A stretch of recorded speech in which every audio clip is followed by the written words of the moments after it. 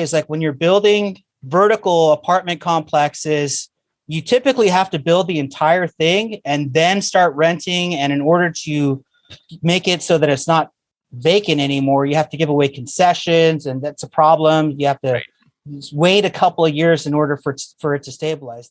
Welcome to the How to Scale Commercial Real Estate Show.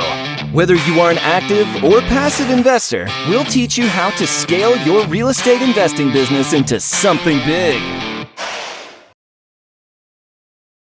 Ruben Greth is a fund manager, podcast host, and build-to-rent subdivision developer. Ruben, welcome to the show. Thanks, man. I'm so stoked to be here. Sam, man, I really appreciate you. Hey, pleasure's mine, man. 3 questions I ask every guest who comes to the show in 90 seconds or less. Can you tell me, where did you start? Where are you now? And how did you get there? So I started in mortgage, selling mortgages. And then from there, learned a little bit about this thing called truth in lending. And really what I learned from that is how to capital raise without asking for money, and also how to not promise any guaranteed money. So I moved into joint venture capital raising back during the real estate crash, eventually moved into syndication, heavy lift, multifamily syndication with a local mom and pop operator here. Then started my show, the Capital Raiser Show, learned about these capital raisers, their strategies, and I met all these sponsors. And then the lawyers told me, if you want to make money putting these guys together, you need to start your own fund. So I left to go launch my own fund when Andy McMullen, my partner at Legacy Acquisitions, approached me and said, hey, let's get into the build to rent space and then raise capital for these other multifamily sponsors using fund structure so that we can legally stay compliant. And now, I'm a partner in his company and Legacy Acquisitions, and that's essentially what we do. We build out subdivisions, and then sometimes we raise capital for select sponsors in the space, in the multifamily value add space. It's a lot of moving parts. So yeah, just to make sure I understand that, where you guys are now, you're developing subdivisions, and then also when the opportunity and deal makes a heck of a lot of sense, you'll take your fund and you'll say, okay, we're going to deploy capital into your opportunity as well. Yeah, right? Typically it's more about the operator and how we feel about them versus the deal. Sure. So it's not about the market. It's not about the deal. It's about our relationship with existing operators. And yeah, so we have 2 divisions of our business. One where we raise capital for other sponsors in fund structures or co-GP structures. And then the other part is we build out subdivisions and raise capital for our own deals that way. Right. Let's talk about that. We'll kind of tackle both of those in succession there. Fund versus co-GP. How do you guys select which way you're taking it down? What are the differences and why? So a co-GP structure requires some kind of an ongoing duty in order for you to stay legally compliant. Typically, that's either asset management or marketing or investor relations, underwriting of the deal, and market analysis and stuff like that. So we have to have a board of advisory kind of position where we're constantly participating in the decision-making and the operations of a deal versus a fund.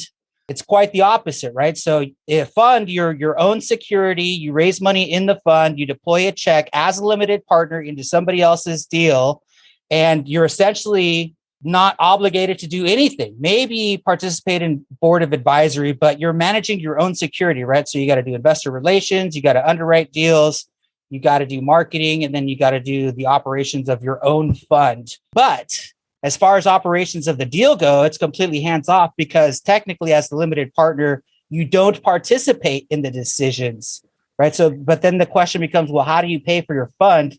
When does it make sense? Well, there has to be, different tiers of money, or I should say interest and returns that you get as a fund that's got to be above and beyond what a 50,000 retail investor makes, right? So sometimes the fund makes money because it gets advanced economics, like a better return structure. Sometimes the fund gets paid because they participate in acquisition fees or other kind of structures like that.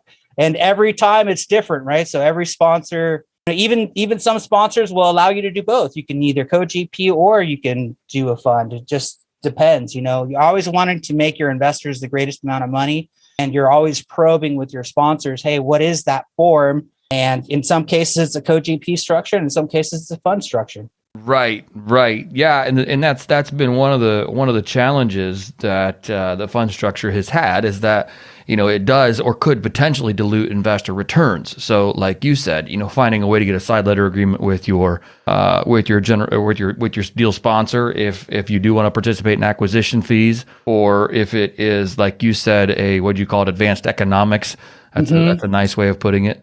So I really love, the fact you said it's an iterative process, it sounds like, for you guys, in that each person you work with, it might be a slightly different arrangement, but yet it's something that, you just figured out on the fly. Even with the same sponsor from deal to deal, the agreement can change. But yeah, like you mentioned, the side letter agreement, which is extremely important. When somebody comes and approaches us and says, we'd love to have you participate in our capital raise, we have a few weeks left to raise for XYZ deal. At that point, it's too late because there's no side letter agreement in place typically. And it takes us time to build our own entity, create that structure, deal with our lawyer, probe our investors to make sure that they like the market and the sponsor. So at that point, it's way beyond too late. Right. So you have to have the relationship in place with the side letter, understanding what you're going to get before the deal is even coming down the pipeline, honestly. So you need a great deal of time to raise in a fund, make sure that your investors have an appetite for whatever it is that you're investing in. Right. No, that's great. Let's talk about the build to rent side of things. You I'm sure you're busy, but before we get into that, define the difference between, say vertical multifamily and horizontal multifamily. Okay. So vertical multifamily typically is like a garden style 4-story building, or something that's built units on top of units on top of units with no backyard, no personal driveway, no, space of your own, right? You're sharing that space with other people that are above and below you in a lot of cases. Whereas build to rent, at least the way that we approach it and look at it, is it's horizontal multifamily, meaning it's detached multifamily units, or better even said, is houses, like a full-blown house with a backyard and a doggy door and a driveway, and in some cases technology. And we build these things out all in one subdivision so that all of your units in one place, so you can operate it the same way that a multifamily is operated, where a property manager can be on site in some cases, or at least, have the general vicinity all in one place. And people love that because they want to buy houses. I should say institutions and really big buyers. They want to have like 100 or 1,000 or 8,000 houses, but they can't have them spread out in different counties. You can't property manage it effectively that way. So there's a big appetite from institutions and REITs and all these other huge buyers that are looking for, these mom and pop operators that are building about 100 to 300 units at a time. And then here's the other thing too. It's like you can do build to rent in certain markets, and it's going to be a lot easier and faster, like a sub market, or a secondary market, better said, in Louisiana, which is where we're building, and in Alabama, the cities want to help you get across the finish line quickly because they need affordable housing and they're in growth stage. Whereas if you go to a city like Phoenix, Dallas, Atlanta, there's all this red tape. It may take 2 or 3 years before you can even entitle the land, right? So our investors were wanting their money pretty quickly. So in these bigger markets, unless you're very well integrated into that market and have a track record and have figured out ways to move quicker because you have a ton of private equity or private money from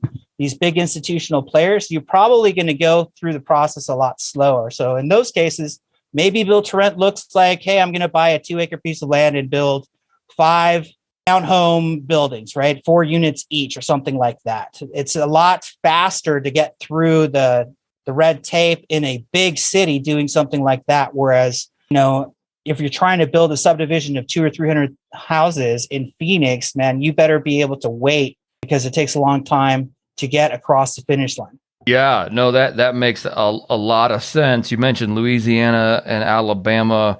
I mean, what are the size of neighborhoods you're buying or building, I should say? And talk to us about the financing as it pertains to that. I mean, it's like a construction loan, but it just keeps going on. I would imagine it's got to be a really interesting kind of way that the financing works. It's the biggest headache, the financing part, when you compare it to multifamily value add syndication, right? Because there's moving parts, there's supply chain issues that are changing, lumber cost, And your lender's constantly looking at like, what's the cost for the next 10 units that you're going to build? And if it changes from 10 units to 10 units, well, guess what? All of a sudden the reserves change, the interest rates change. So it's a little bit trickier, and it's kind of more of a moving animal versus, it would be great if some bank, some community or regional bank was just like, here's, like a huge check that, you can take out in draws, but it's a guaranteed interest rate for the duration of your construction. That would be like the ideal scenario. Some places will do that and some places won't. And then it's based off of your market, your track record, and your relationships, right? So like, where are you building? Are you building right on the coast where hurricanes are landing? And, we have to worry about insurance issues and tornadoes and hurricanes and cyclones and all of that stuff. Or are you building in a place where it's a little bit safer, where there's not going to be any flooding? Those things kind of taken into account. So you asked about the size of these developments. The first one that we're doing is a little bit over 11 acres, maybe just shy of 12. We're building 98, what they refer to as cottages, but they're like little mini tank houses, all cookie cutter with the exact same floor plan, that are built with cement board. So, they're designed for hurricanes, right? So the only thing that you're going to deal with is possibly a few shingles being blown by, heavy winds. They're elevated, so you're not worried. You're not in a flood zone, but you still have to do, in this particular market, these things called retention ponds. So if there's a 100-year storm, like the water has somewhere to drain within that subdivision. Right. But other than that, maybe like the worst thing that could happen is a fence gets blown down. Nothing too crazy. But the big deal for the residents is like, if there's a big storm that comes through, how long is it going to take before my power comes on? Is the food in my refrigerator going to survive? Are the fish that get, circulating air in my aquarium, are they going to die because we don't have electricity for 36 to 48 hours or whatever long it takes? So those are kind of the things. This next project is 18 acres that we're going to be doing. It's a 506C. All the stuff that we do is 506C, typically in the build to rent space. But this next one's going to be a unit mix of two bedroom houses, 3-bedroom and 4-bedroom. And then there's going to be a couple of attached townhome complexes, like 3 units. And the whole thing, I think if we ever try to sell it out individually, would have to be like condo converted. So we'll probably sell the entire community off, not subdivided, but like this one that we're doing in Louisiana each house is subdivided. So we have the opportunity, if we need to or want to sell them off as houses or chunks of houses, like 10 at a time. But ideally, what we want to do is just sell the entire subdivision off to one particular buyer. Yeah, and that was the next question, is what's the end game? And it sounds like that's it. You're going to build these, get them stabilized, and then move them off to an institutional buyer. Is that right? Yeah, and you asked about the differences between horizontal and vertical.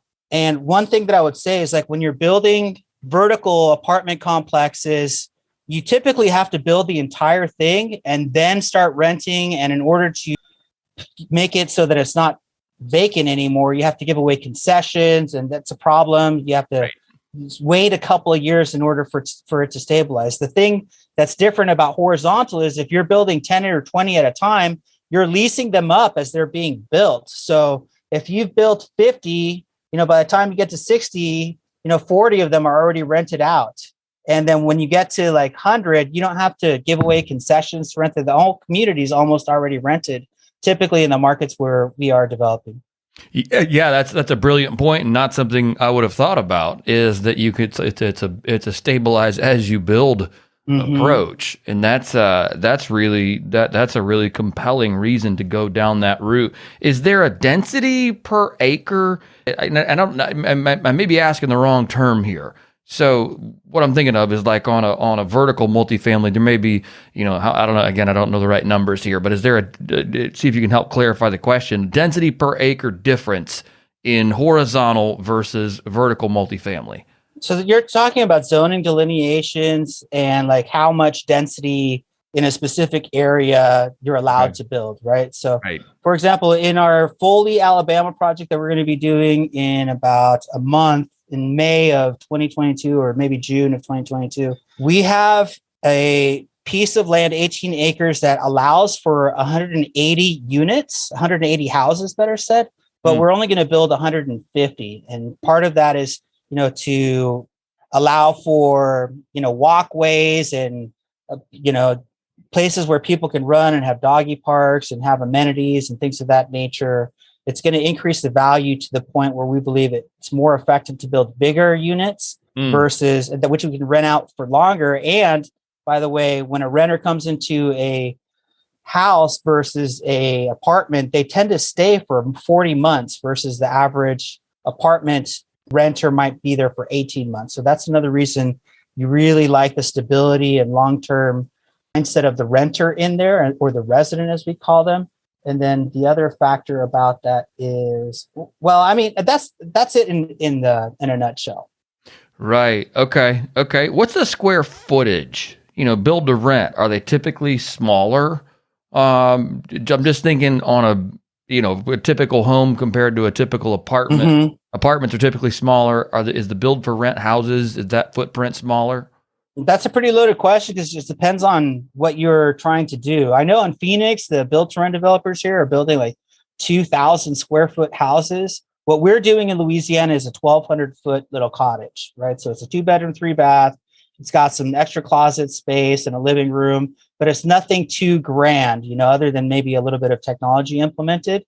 It's pretty basic little cottage style home. Mm-hmm. And we like that. On this next project, we're going to be doing similar floor plans, but we're going to be integrating a couple of unit mixes, right? Where they're 2-bedroom, 3-bedroom, or 4-bedroom or townhome style.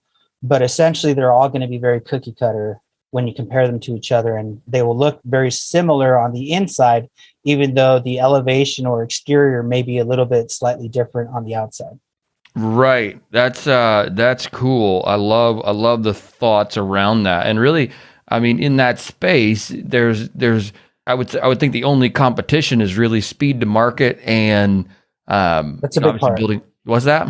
That's a big part. Like, how fast can you build these? How fast can you get your investor money back? So one of the things that we do to increase that speed is we entitle the property. Like, we buy the property, or either that or put it under contract and entitle it and have it ready to go so we can stick the shovel in the ground right when the capital raise begins. So we're not raising money and then entitling and then dealing with city civil engineering and city red tape and everything else. Like, we're already like way along the way by the time that we start raising for these deals. As typically we do them in syndications, but at some point we're hoping to attach a project or two to a fund model and say, hey, we're just going to do this over and over and over in this fund. And at some point we're going to get there. But right now we're running these as syndications. Right. Yeah. And I guess that's a question. And it doesn't sound like you've gone full cycle on an entire neighborhood yet. No, we're barely building our first one, right? So we have our first 8 units on it's called the Creston, Colorado. It's in Lafayette, Louisiana. And then we're about to start, we're going through the entitlement process, and the city department has approved our plans, our architectural plans for this next one. And it's in an area of the country where they're starting to put in moratoriums. So we've already been approved. That makes it exciting for us because they're not going to allow a bunch of developers to come in here. So we're going to have exclusivity at some degree. But yeah, that's kind of where we're at there. Right. So Ruben, tell me, I guess on the investor side of things, because these get built, they get rented, walk me through, because I don't know, from my perspective, modeling that out and then modeling returns to investors would be very unique or different compared to, say, a multifamily project we buy. Here's the value add plan. Here's how we're going to, rents change, then we're done. I mean, is there some nuance to this and how you underwrite and then how you plan for distributions to your investors?